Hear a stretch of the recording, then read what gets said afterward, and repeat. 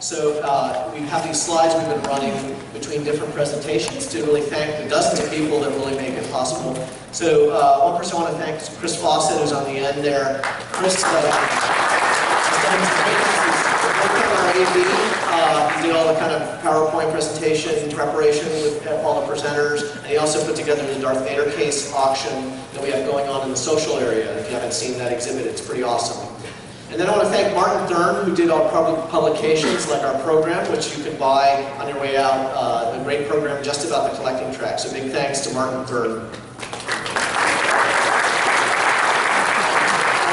Also to Rebel Scum, who sponsored the collecting track. So we had different companies and different websites sponsor different parts of Celebration. Rebel Scum is the sponsor for the collecting track.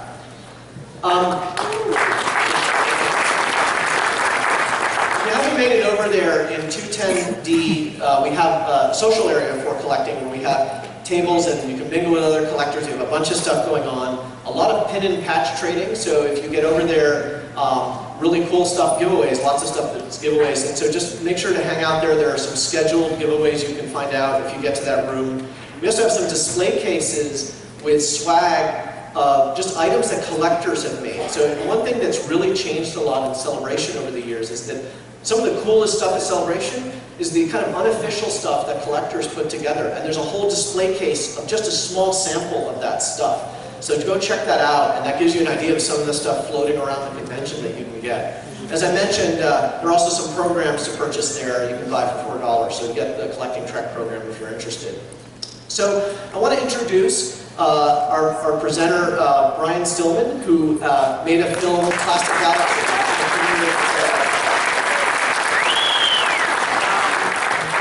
Thanks for showing up, everybody. This is I guess the celebration premiere of Plastic Galaxy. We've been out for a while, we've been other places, but this is a sort of special 30-minute cut that we did for Celebration. And it'll give you a sort of sense of what the film is. Yeah, there's a lot more in the film, but this is, I think, a lot of the really cool stuff. I also want to say, up here with me is Jim Swearingen, who you will meet more of later. He's in the film. He is a former Kenner employee who helped bring these toys to life. So he's going to make this panel way more interesting than I do.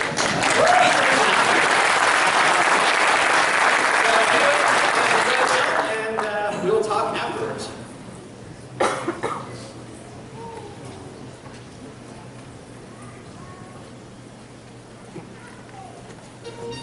2 an 8-year-old kid in Star Wars.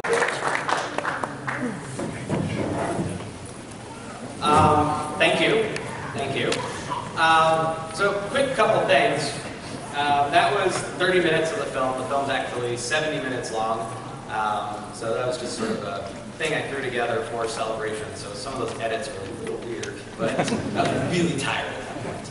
I want to acknowledge Carl Tate, who's sitting over there, who is a co-producer on the film and did a lot of the other things. People in the room who appeared in this film, like Gus and Jim and Chris Fawcett and Tom Burgess. And so anyone who had any involvement, like you gave me like photos or anything, if you could just sort of raise your hand. I can't tell. So a bunch of people,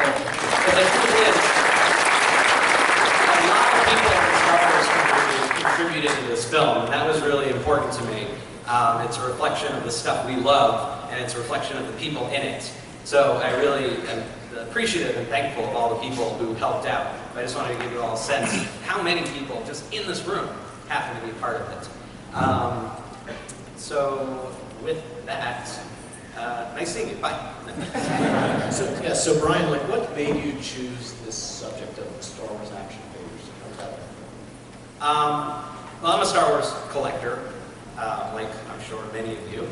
And I'm the type of collector who likes to know as much about the things that I collect as possible. And I figured, okay, these toys at that time were 30-something years old, and somebody had to have made this movie about it. And I looked around, and there wasn't one. You know, I found all sorts of books, like Steve Sansweet's From Concept to Screen, The Collectible is a great book that kind of lays out this story from slightly different points of view. And I thought, okay, well, I've read all these books, and nobody's made this movie, so since I'm a journalist and a filmmaker, I guess I'll do it myself. And, you know, it'll give me a chance to learn all this stuff, and then when I'm done, I can put it together into something and give it to everybody else. how hard could it possibly be? And the last time I've ever said that.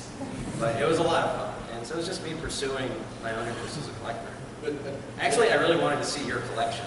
I was like, this dude doesn't know me, but if he thinks he's going to be in a movie, he'll invite me over.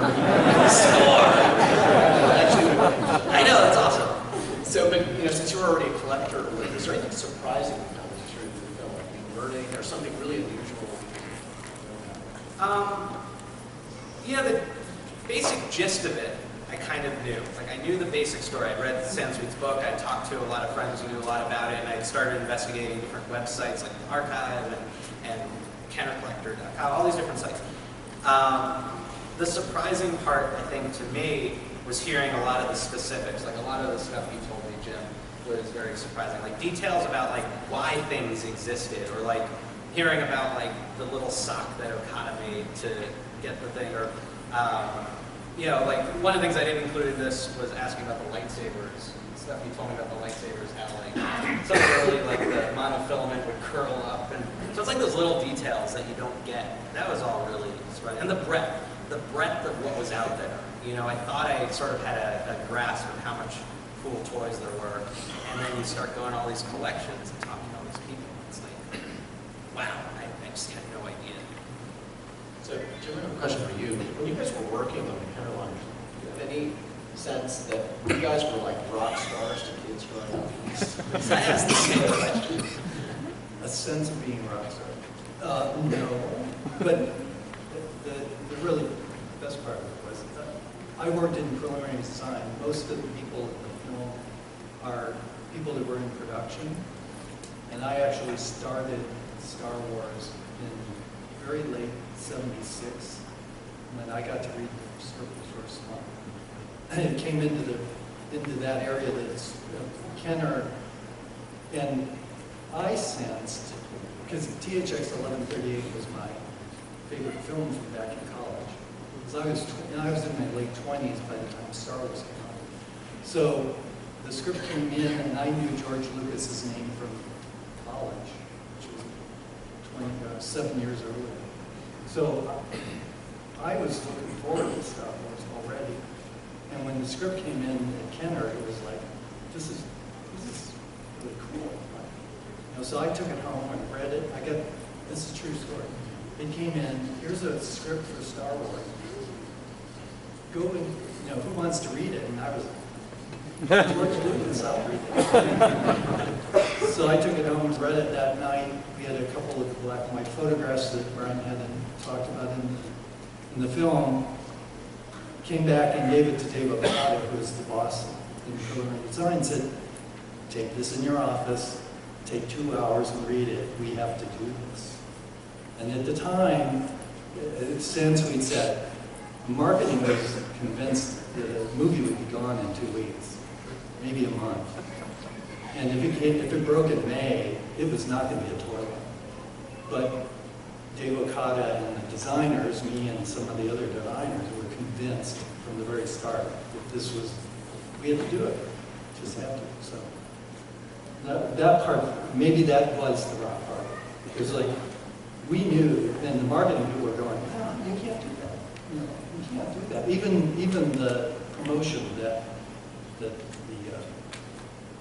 envelope didn't come from marketing. It came from design, the production design. But he was the one that came up with it. That's really reflective of the whole thing. The reason Kenner got it was because they shopped it around to all these other companies, like Steve said in the film, who turned it down because they were thinking the same thing. Movies aren't out there long enough to market a film. Science fiction at the time, it's impossible to believe right now, but science fiction at the time was considered sort of not a huge kids genre. It was this sort of downer. You had movies like Silent Running, you had movies like, 2001 had come out a few years earlier. So these movies that were these weird cerebral explorations of the future, and they're all very dark. You have Rollerball and a bunch of others. So this idea that you could have this kids epic. So all these toy companies turned it down. I think it's interesting that you guys were able to see past that and say there's something really cool here that, because you didn't know it would last a year when you said, yeah, you guys had to commit to it before then. It's like the luckiest thing. Well, we were You're like the you're designer. like the Ringo Starr of toy designers. You're there, thank God. Yeah, got the ego. So it was an exciting time, and we really did push it because we had started months and months before Toy Fair talking about what are we going to do with the product line. The first presentation of 20th Century Fox was on the day after the Oscars in March of '77. And even then, marketing was still kind of, they didn't go with us. Wow, Dave and that's I encouraging. took a load of stuff out that we've been working on to show the 20th Century Fox. And we did it on our own. And it was great for me. I got to do all kinds of stuff that people up here would probably, have had lunch with George Lucas's dog, all that stuff. So I got to travel a lot to LA. I got to sit down all by myself. I just went out and sat in a bungalow at Universal Studios going through all the drawings that Joe Johnston had done on spaceships and point out the ones that I thought, send those to me. So they send us all kinds of information. We just went with it. And all the first models were, I'm not a sculptor, but all those first ones that you saw there, it's Bondo and some truck drivers that I found in the toy store. And that curly cue that came out of this lightsaber was an attempt at trying to make an automatic lightsaber. The engineers did that telescoping one. I didn't do that. I mean, toy industry is notorious for lots of ideas that go nowhere. Were there any from the early years that you felt like putting great Star Wars toys that you guys pushed? Brian asked me the same thing, or somebody did it in line, and somebody actually recognized Brian. Really? But they asked me, are there any that didn't make it? There were lots of things that we tried. I did it because we were dealing with, there were no digital things. We didn't have, the closest thing, an LED was a new thing in a toy. You told me the X-Wing was the first toy to have the LED incorporated in the door. One of the first toys. Yeah, well, they were calculators having these displays. Calculator's best toy ever. But we were working with red LEDs, and the first X-Wing has an electric motor with a gear with a Mylar clicker on it. So we didn't have all the exciting electronics in them. So, but there were lots of things. We did games, and we were trying, and we were really rushing because we were behind the eight ball. We were going to have a toy line that came out a year and a half after the movie. So it was really kind of tough to rush into stuff. And then once it was turned over to production, it was pretty much out of my hands. I was working on the movie and Boba Fett and stuff early on. But all the production stuff, a lot of stuff that they talked about in the movie, or in this movie, were done by production people because I was on to looking at the new movie that was coming out. We got an early script to look at and got some ideas out of that. But a lot of the production stuff ended up blossoming into the production area. One of the things that Tom Troy told me, they were always just coming up with ideas, like this idea that if you're not working on something that is advancing forward, you're just coming up with something new, just to keep the wheels turning. And it might not go anywhere. And he told me that one of the ideas he had was an R2 choo-choo, where you would take R2 and bend it forward and take the head off one and jam it onto the next and so on and so forth, put some wheels on it, and it would be like a little train of R2s. And he's like, it died instantly. But he had to come up with an idea that day, and he was playing with these things. He's like, and it's funny because as a kid, I was always like, kind of look like they should fit together. But I think, so, and like lots of stuff in your collection look like ideas where some guy's just like, well, I got this, and I got this, and I got this glue, so unproduced, but it's just, you never knew it would stick, so you just keep tossing things. Yeah, I mean, I thought that was cool. I mean, that was, that's what was interesting, like learning that, like learning kind of what went into the toy world, I thought was really fascinating.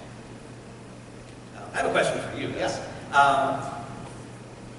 You have been collecting for a long time and getting into a lot of the prototypes and stuff. When did you realize that there was more to be collected and more to explore than just the production toys? When did you kind of come to understand there was this other side of things that, like this whole other world of collecting that most people are not even aware it exists? And what drew you to it? Yeah, great question.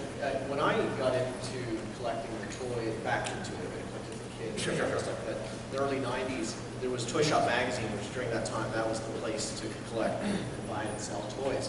And if you read Toy Shop, you were aware that prototypes or different design concepts, all this stuff from Star Wars were out there, because they would occasionally have full-page ads with somebody selling that stuff. So I knew it existed. But it wasn't mainstream in collecting. It wasn't a big deal in collecting. It was really esoteric area of collecting. And it was just after I started collecting first for loose figures like many other people, and then I said, well, I'll get some of these in package. And then I'm like, well, I'll go after things like store displays. And it just kind of snowballed from that. And then I was like, well, now I'm really curious about what did they want to design that didn't go forward, or what were the stages of production. So I was aware of it, but a lot of the folks that grew up with Star Wars started to get into that kind of stuff, the prototypes in the 90s, just because they were just loved it, wanted to learn more about what went into the process. But even though we knew it was there, it really didn't become a big thing in collecting until really like late 90s. Well, then, so I have one more question for you, and then I have a follow-up question that goes to Jim. What made you interested in those early, like the pre-production stuff? Like, what about it is so appealing to you?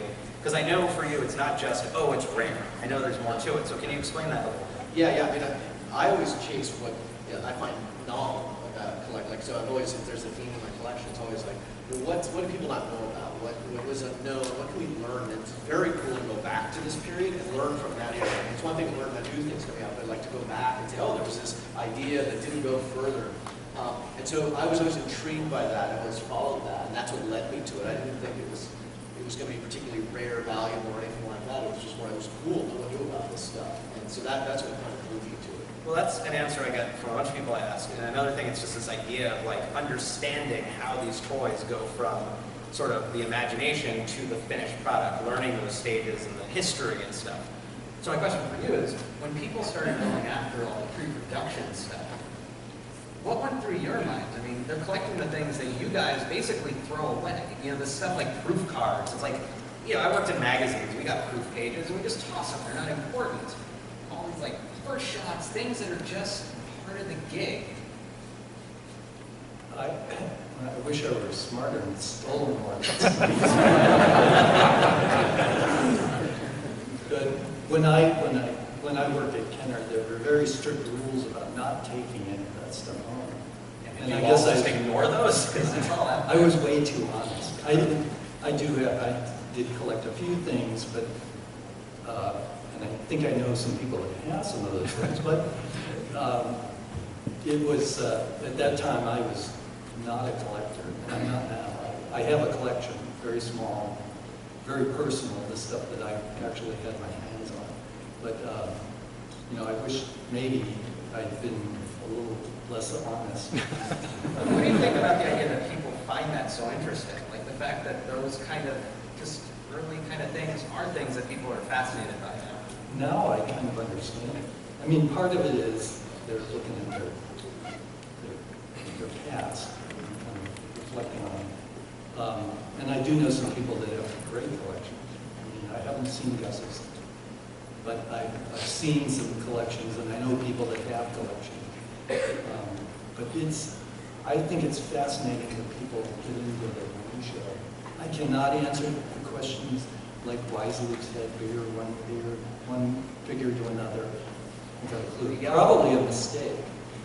The yellow lightsaber was my white whale in this movie. Why is Luke's lightsaber yellow? I asked everybody I met, and I keep getting people emailing me saying like, hey, how come you never answered this question in the film? I'm like, because nobody could tell me why it was yellow. I'm going to put you on the spot.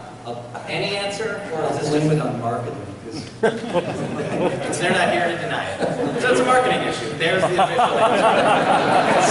Stop emailing me this marketing. I could give the name, but And an email Miller. Yeah, there you go.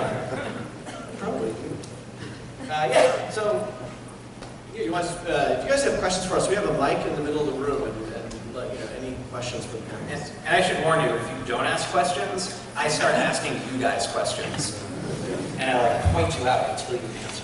So that's what I do. So. How you doing? One of my favorite parts of what you just showed was the collective groan when someone was cutting out the proof of purchase.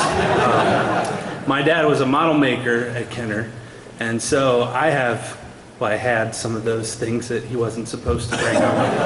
But I was curious if you had any stories of things that people did with what in essence was garbage, because that's some of my favorite stories, from when I was a kid, of stuff that he brought home that we thought was garbage, and looking back now. Do you have any stories that you learned in this? I know somebody that put their 2 kids through medical school. Wow. Cool.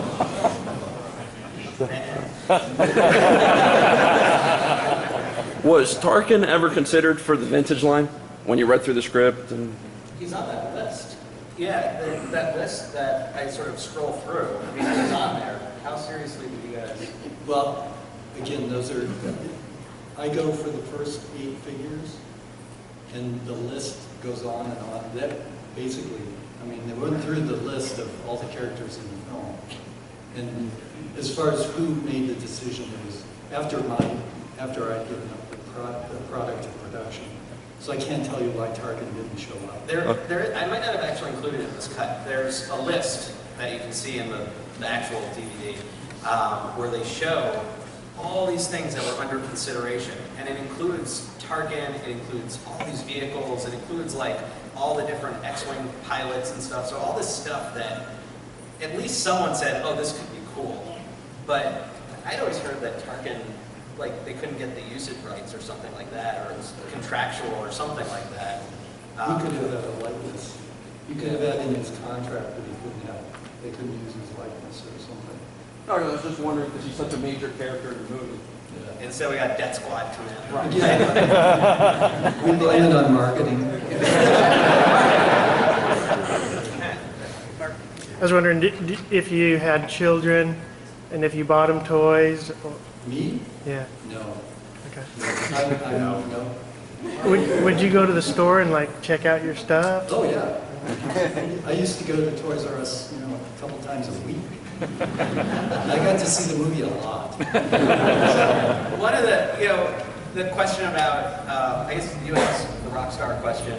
John Cook, who's in this, I asked them all that same question, and John Cook said, people would ask me, where do I work? I'd say, oh, I work at Kenner Toys, I do Star Wars toys. They said, oh, that must be really cool. And his answer is, yes, it was. So, kids must have thought you were cool if they knew what you did. Yeah. Well, it was fun. I had a great time. I saw the movie on May 1st and May 2nd. I went to the market research screening in San Francisco and the press screening at Paramount Studio. I got invited. The marketing people didn't want to go. So I got to see it really early with a great test screen. I got to hear a year worth of those type of stories making this movie, so I spent more interviews just weeping and crying, like getting to hear what they did. I was like, oh, wow. I was like, man, best job ever. Yeah, my question is about the timeline from design to production. What was it when you started? Did it get faster? And as a corollary to that, there's a scene in there that says "Made in Hong Kong." How did that impact your production line? In 1977, the usual timeline was 52 weeks minimum to go from production to an okay to production. Sometimes shorter, but not much, and sometimes longer, depending on the product. But it usually took a year. That's why it was not unusual for marketing. It wouldn't be unusual for marketing to say no to a project that would debut in May, and we didn't sign a contract until May. So it was very unusual. I mean, it really was a leap of faith by Bernie Loomis and some part of the people that said, okay, we're going to go ahead. Because 52 weeks, we were going to produce product in May of '78. They were, You missed the Christmas window. yeah, for 52 weeks. It's now shorter. There's some shortcuts and stuff. Digital stuff helps. I'm sure the designers know. You know, like, Oh, yeah. like if they're making Star Wars today, the licensees know enough in advance so they can hit their target dates. I mean, it's all different because of what these guys did at Kenner. And, you know, people ask me why I don't talk as much about it. The film doesn't delve super deep into the modern stuff. And part of the reason is the narrative. These guys were building the machine that today we take for granted. You know, they were taking risks. They were agreeing to do things where they had no idea if it'd be successful.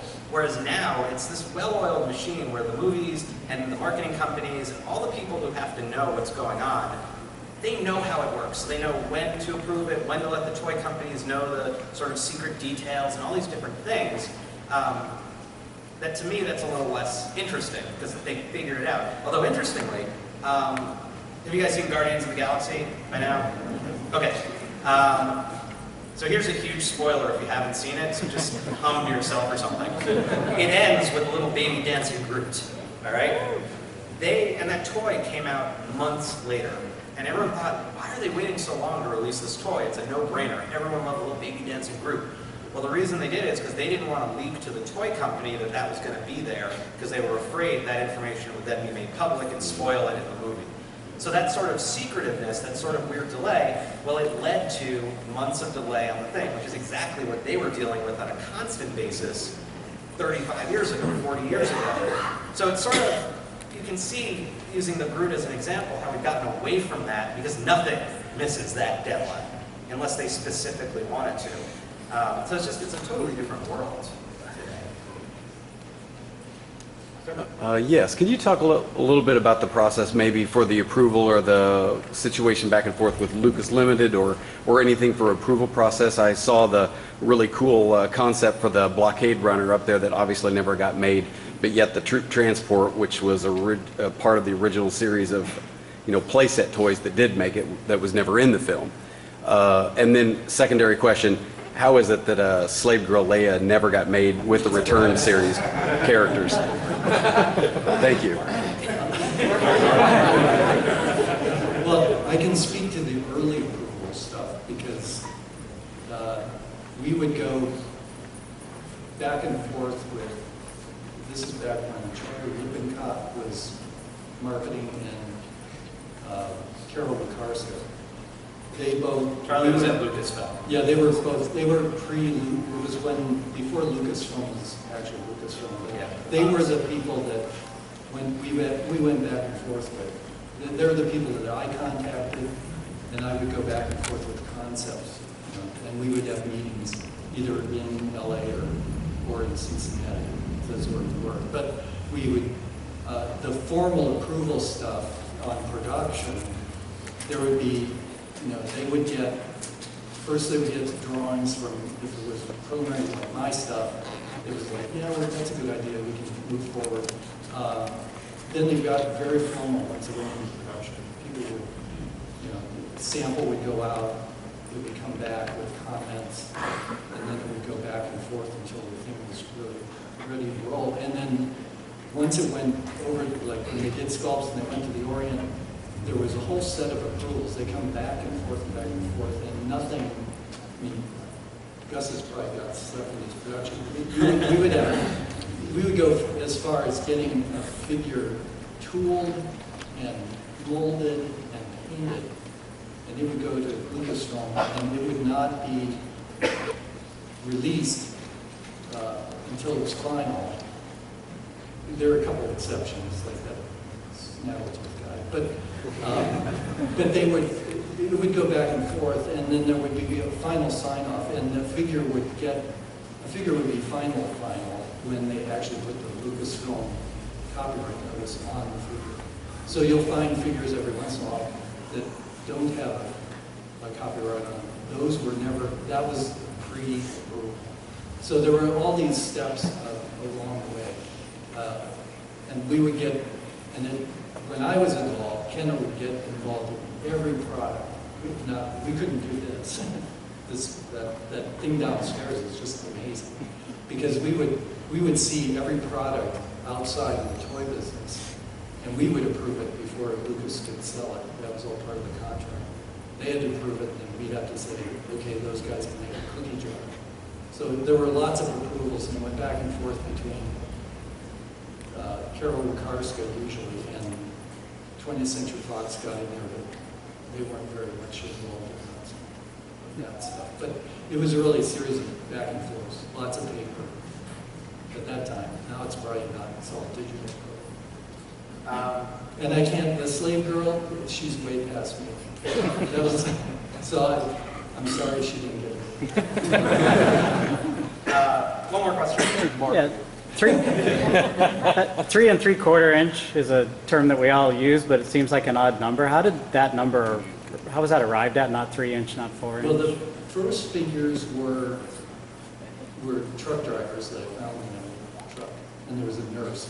They're actually from the Fisher Price. Yeah, the Fisher Price figures. And they were a little smaller. And in the story is, and I don't remember this story, but supposedly George, in the meeting, one of those preliminary design meetings, Bernie Loomis said, make them this big. And Dave Okada supposedly took a really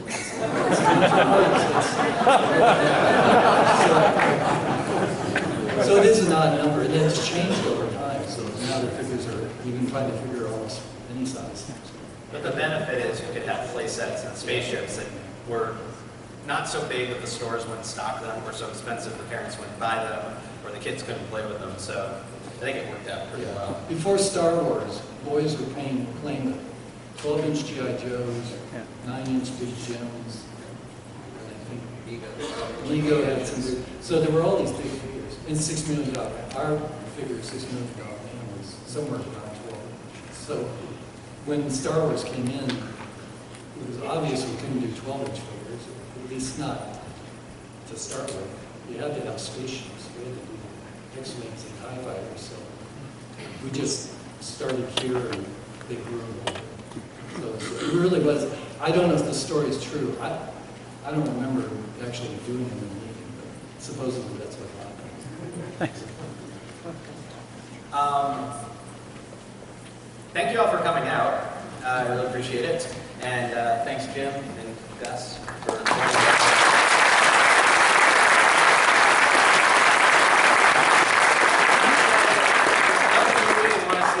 We have DVDs for sale at Gus's booth, 532, Completest Publications.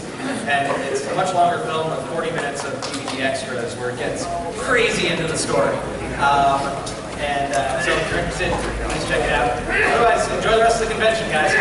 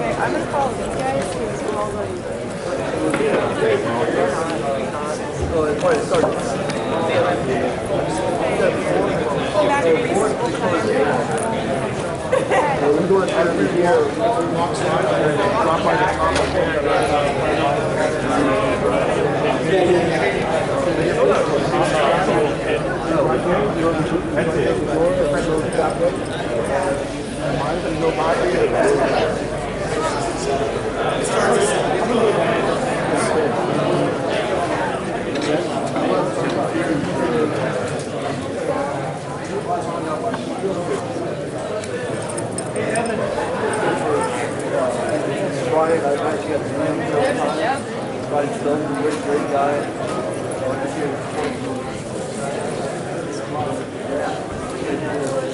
So the guys peeking with the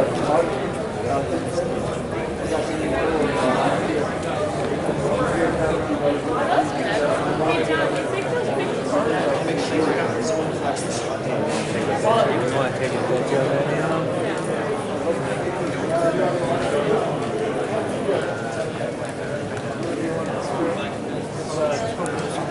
of the